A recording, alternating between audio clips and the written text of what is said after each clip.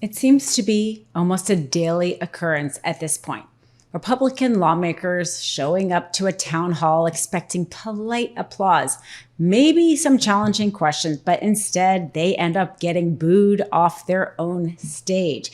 That is exactly what happened to several prominent Republican lawmakers this week, as constituents turned their town halls into arenas of frustration, jeers, and very pointed questions about loyalty, policy, and Trump. Why are you sponsoring the Farm Act, the bill that will raise electric rates by eliminating solar energy for nearly 780,000 constituents?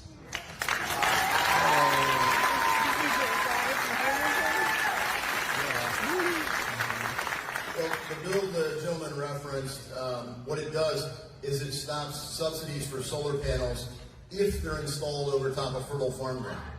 It doesn't stop subsidies if you put them over parking lots, buildings, deserts, pick your place. But if you can grow food there, we're trying to grow food there. And we do a lot of our regular farm bills trying to make sure we can grow food and feed our families. So I think food prices have gone up quite a lot. Let's deal with food inflation.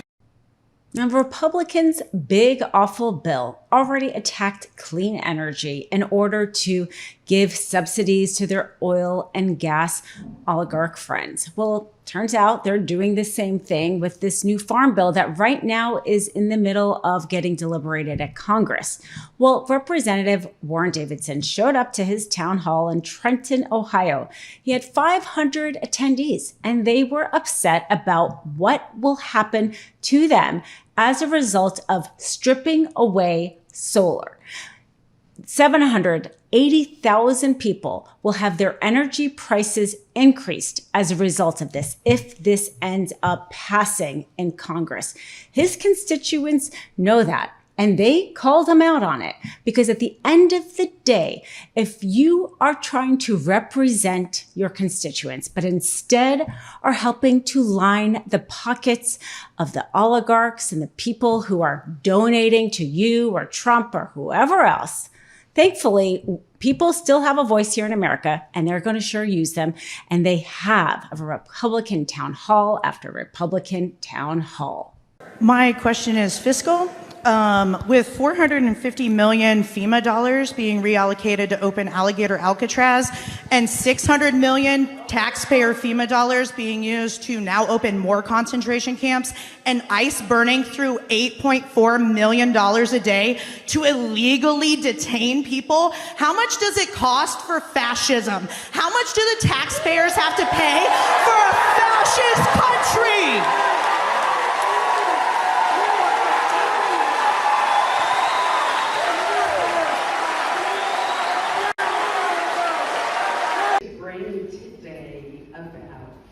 To be able to celebrate. What about Gaza? Could you just wait? Why? How can they celebrate? How can anyone celebrate? How can anyone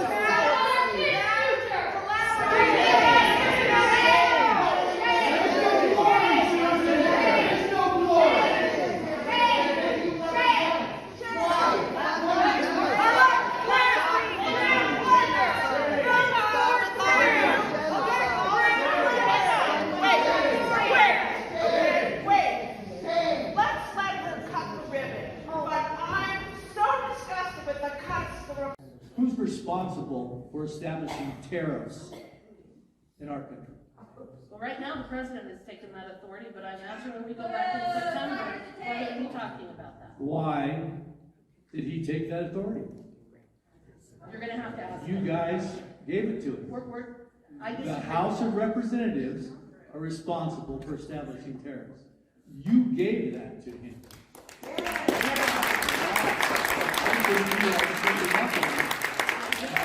The next thing I'd like to ask you, That's exactly what's going to happen. you look at the bigger picture. You're here to take Tariffs have raised over $150 billion. Who pays for that? Who pays for that? We pay for that. Inflation has not gone up. Inflation has not gone up. There are reasons it hasn't gone up if you look at the The voters, the constituents, showing up at these town halls are exercising the most fundamental right of our democracy, the right to hold the people you elect to account. And Representative Mark Alford from Missouri didn't like it one bit.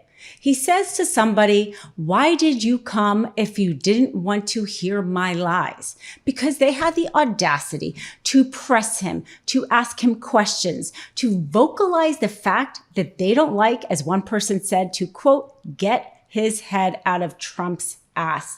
Guess what? This is protected free speech. This is exactly what we are meant to do. You don't like what the elected leader does? Show up and talk about it at town hall. But the fact is Republicans, MAGAs, Trump loyalists don't want any form of protest. They don't like it when people confront them at the restaurants. They don't like it when people protest in the streets. And then here they're showing up at a town hall whose whole purpose is to hear what people have to say. And he has the audacity to get offended when they don't say something he likes. Today, here's the problem. I kind of have to disprove a negative in that come January. Ma'am, did you want to yell something back there? Stand up. Hi. Okay, if you didn't want to hear my lies, why did you come here? All right? If you don't want to hear anything I say, why did you come here? All right?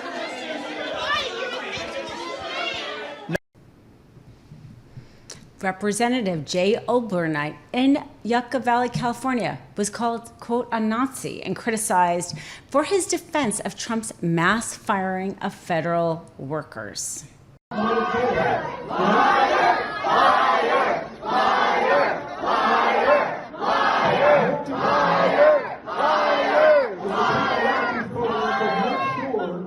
That those dollars are getting to the people who depend on them. Because we have this vast bureaucracy that's soaking those dollars up. We have mistaken payments, improper payments that are being made. And all of those are dollars that should be going to the people who depend on them. So that's what's talking about here. Trump and the Republican Party's blatant power grab, the dismantling of agencies, things like the CDC and the FDA that are bipartisan, used and needed by everyday Americans, agency after agency, things like the Federal Reserve, where people just expect qualified people to be in charge of our money. The things Trump is doing are so deeply unpopular. Americans know it, and Americans are showing up and vocalizing it to the people they have elected. Town hall after town hall, we see what we are seeing here at the MeidasTouch Network. People are fed up with Trump's policies. And this is why Trump is trying to take the extra seats from Texas. And this is why, thank goodness, Gavin Newsom did his own play to stop it. Because at the end of the day, in a democracy, you should be able to vote out the people you don't like. You should be able to show up and vocalize your discontent to the person you voted. And if that person doesn't want to hear, that's on them and they should lose their seat. There's so much you hear from Republicans about you got to be patient, telling voters to be patient. The question is how much patience will voters give them? Yeah, and I mean, I think it's interesting because I think Republicans in Congress have basically abdicated their role in the tariffs conversation right now, basically continuously saying when you've chased them down the hallways, when my colleagues at Notice have chased them down the hallways, that they want to give Trump space in a runway to effectuate these tariffs and see what happens. I think now we are at least starting to see some of what may happen. I was talking to one outside advisor to Trump who he listens to on the economy, and I asked him about his reaction to the report, and he said 3 words: bad report, yikes.